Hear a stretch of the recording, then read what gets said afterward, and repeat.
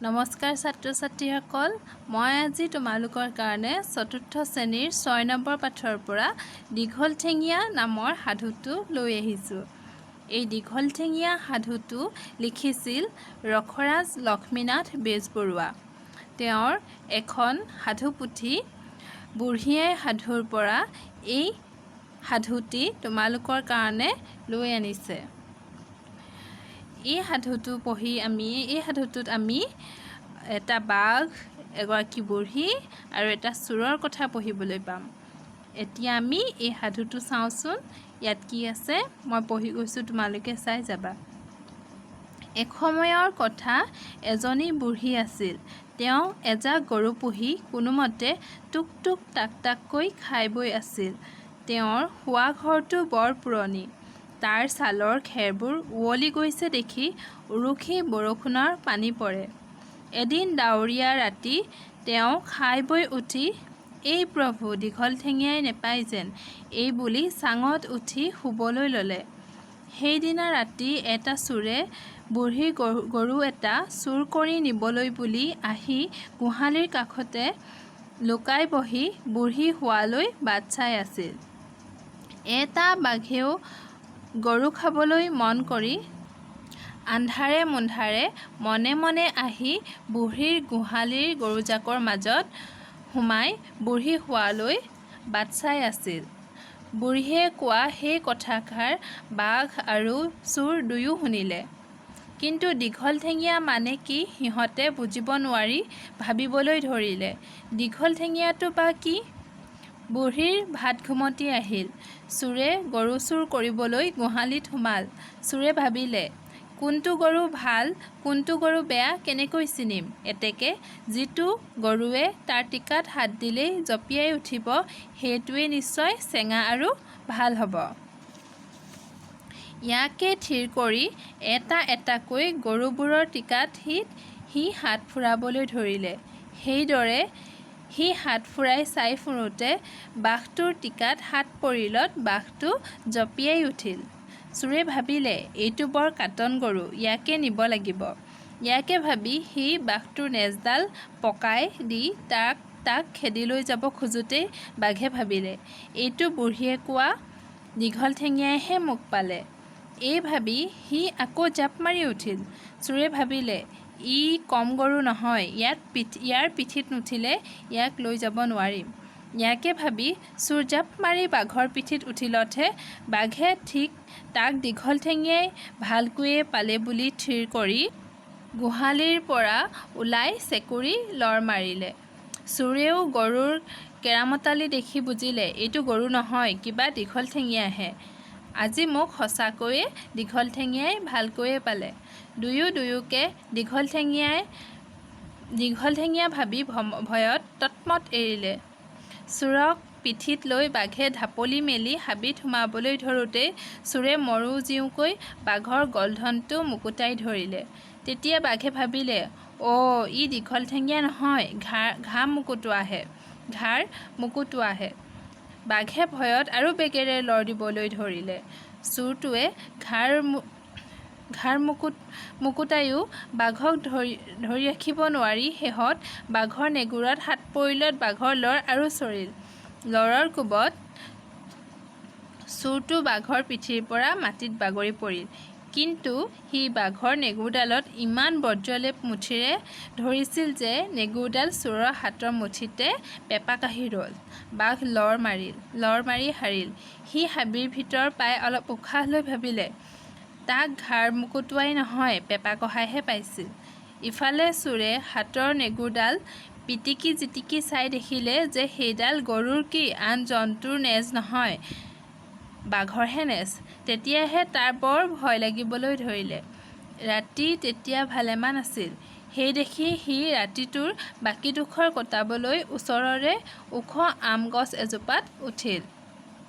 ইফালে বাঘে হাবিত সোমাই তাক পেপা কঢ়াই পোৱা কথা তাৰ লগৰীয়া ভাই বন্ধুহঁতক ক'লত সিহঁতে গুণি গাঁঠি থিৰ কৰিলে যে এইটো বৰ লাজৰ কথা হ'ল।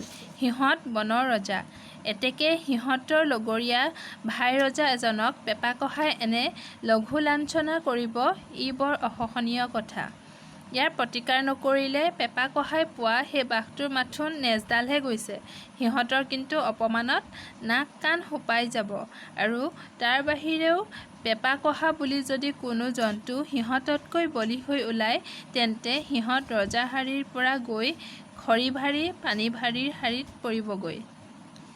সেই দেখি সকলোবোৰ বাঘে লৰালৰিকৈ মেল পাতি ইয়াকে আলচ কৰিলে যে অলপো পলম নকৰি তেতিয়াই সিহঁতে পেপা-কহাৰ বিৰুদ্ধে যুদ্ধযাত্ৰা কৰা উচিত। দুকুৰিমান বাঘে পেপা-কহাক বিচাৰি চলাথ লগালে, কিন্তু ক'তো সিহঁতে পেপা-কহাক নেদেখিলে। শেহত এটা বাঘৰ চকু সেই আমজোপাৰ আগত পৰিলত সি পেপা-কহাক তাত বহি থকা দেখিলে। সেইটো পেপা-কহা বুলি আঙুলিয়াই দেখুৱালত আটাইবোৰ বাঘে একেবাৰে হাউৰি মাৰি উঠিল। কিছুপৰ সিহঁতে ভাবি-চিন্তি বুদ্ধি এটা সাজিলে। পেপা-কহাক ঢুকি পাবলৈ সিহঁতে এটাৰ পিঠিত এটা, আকৌ সেইটোৰ পিঠিত আন এটা সেইদৰে উঠি উঠি ওখ হৈ গ'ল। চোৰে ভাবিলে, এতিয়া সৰ্বনাশ, এতিয়াহে বিপাঙে মৰিলোঁ। তৎক্ষণাৎ চোৰেও এটা বুদ্ধি উলিয়ালে। সি দেখিলে যে নিচেই তলত পেপা-কহাই পোৱা সেই বাঘটো। সি নেগুৰ খৰা বাঘটোক চোৰটোৱে গলগলীয়া মাতেৰে মাত লগালে, "খৰা, চাবি চাবি চাবি।" খৰা বাঘে ভাবিলে, আকৌ পেপা-কহাই আনবোৰক এৰি মোকহে ধৰে নেকি। ইয়াকে ভাবি সি ফূৰ্তি বুদ্ধি হেৰুৱাই হাবিৰ ফালে লৰ ধৰিলে। সি তেনে কৰিলত তাৰ পিঠিত এটা এটাকৈ উঠি ওখ হৈ যোৱা আটাইবোৰ বাঘ থলথল কৰে মাটিত সৰি পৰিল। সিহঁতেও আমাকো পেপা-কহাই পালে বুলি ভাবি বৰকৈ ভয় খাই তৰা নৰা ছিঙি লৰি হাবিলৈ পলাই গ'ল। চোৰে ৰাতিটো তাতে থাকি পুৱাতে গছৰ পৰা নামি তাৰ ঘৰলৈ গুচি আহিল আৰু তেতিয়াৰে পৰা সি চোৰ নকৰোঁ বুলি শপত খালে। আমি পাঠটো পঢ়িলোঁ। এই পাঠটো পঢ়ি আমি বুজি পালোঁ যে এগৰাকী বুঢ়ী আছিল। বুঢ়ীগৰাকী খুব দুখীয়া আছিল আৰু তেওঁৰ ঘৰটো বৰ পুৰণি। তাৰ ছালবিলাক উঠি গৈছে, ছালবিলাক ফুটা হৈছে আৰু সেই দেখি বৰষুণৰ পানী পৰে। এদিন ডাৱৰীয়া খাই বৈ উঠি তেওঁ দেখিলে যে বতৰটো ডাৱৰীয়া হৈছে। যেতিয়া বৰষুণ দিব, বৰষুণ দিলে তেওঁৰ ঘৰৰ ছালখন ফুটা, সেই ফুটাইদি পানী পৰিব। সেয়েহে তেওঁ ভগৱানক ক'লে যে, "হে প্ৰভু, দীঘল-ঠেঙীয়াই নেপায় যেন।" দীঘল-ঠেঙীয়া মানে বুঢ়ীয়ে বৰষুণৰ কথা ক'লে। কিন্তু সেই ৰাতি বুঢ়ী ঘৰত চুৰ কৰিবলৈ এটা চোৰো আহিছিল আৰু গৰু খাবলৈ এটা বাঘো আহিছিল। দুয়োটাই বুঢ়ীক দীঘল-ঠেঙীয়াই নেপায় যেন বুলি কোৱা কথাটো শুনা পালে আৰু দীঘল-ঠেঙীয়ানো কি বস্তু বুজি নাপালে। সিহঁতে যে দীঘল-ঠেঙীয়া বৰষুণ সেই কথাটো বুজি নাপালে আৰু ভাবিবলৈ ধৰিলে দীঘল-ঠেঙীয়ানো কি বস্তু। তাৰ পাছত যেতিয়া বুঢ়ীৰ ভাত খাই টোপনি আহিল আৰু বুঢ়ী টোপনি গ'ল, তেতিয়া চোৰে গোহালিত সোমালে আৰু ভাল গৰু বিচাৰিবলৈ ধৰিলে। চোৰে ভাবিলে যে যিটো গৰুৰ টিকাত হাত দিলেই গৰুটো জাপ মাৰি উঠিব, সেইটোৱে বৰ ভাল গৰু হ'ব। সেইকাৰণে সি আন্ধাৰে-মুন্ধাৰে গৰুবোৰৰ টিকাত হাত দিবলৈ ধৰিলে। তাৰপিছত এনেকৈ হাত দি গৈ থাকোঁতে গৰু খাবলৈ লুকাই থকা বাঘটোৰ টিকাত হাত দি পালে।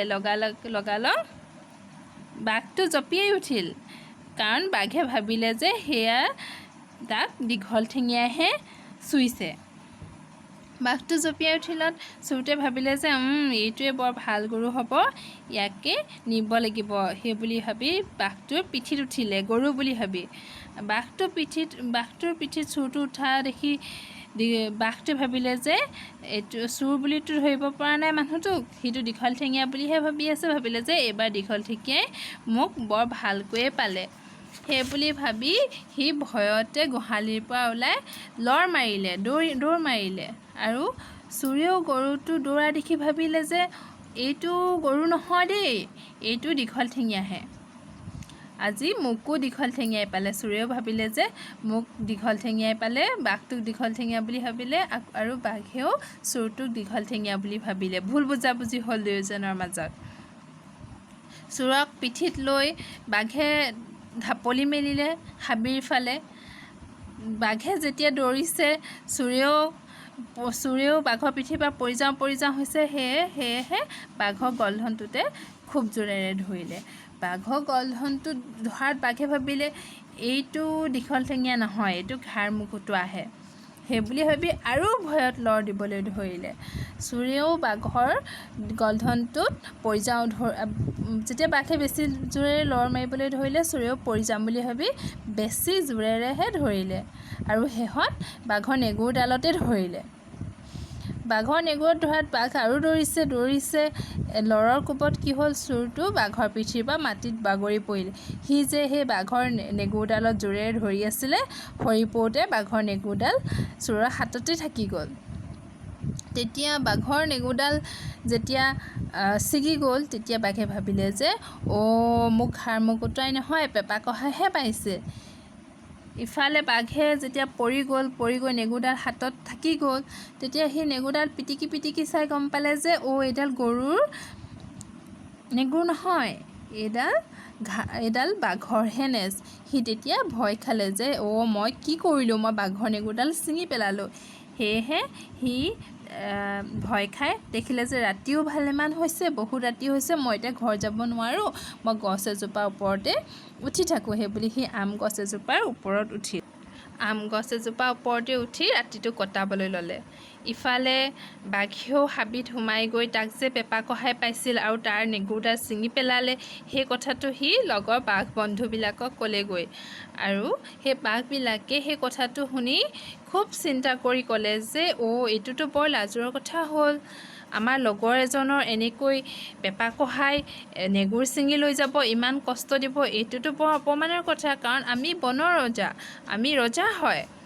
আৰু যদি বাকী জন্তুবিলাকে আমাৰ বাঘক এনেকৈ নেগুৰ ছিঙি লৈ গৈছে, পেপা কহাই পাইছে বুলি গম পায়, তেনেহ'লে সিহঁতে আমাক হাঁহিব আৰু তেতিয়া আমাৰ বাঘৰ আমি ৰজা হাৰিত নাথাকোঁ আৰু বাঘ, আমি গৈ খৰি ভাৰী হ'ম, পানী ভাৰী হ'ম, সেইবুলি কথা পাতিলে।